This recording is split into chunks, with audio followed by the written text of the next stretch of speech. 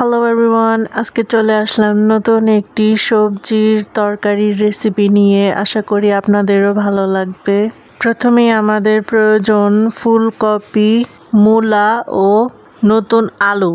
ধুয়ে ভালোভাবে পরিষ্কার করে নিলাম। তারপরে আমাদের প্রয়োজন টমেটো, 5 থেকে 7টি মরিচ ও টমেটো বড় 2টা ফালি করে কেটে নেওয়া।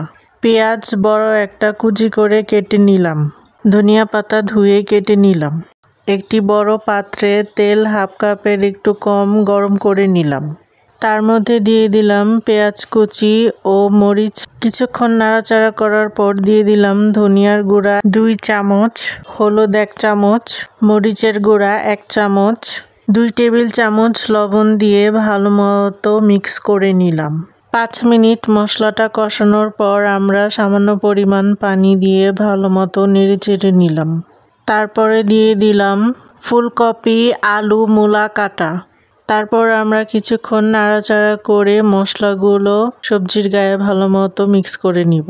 টমেটো দিয়ে আমরা ঢাকনা দিয়ে ঢেকে দিব 10 মিনিটের জন্য।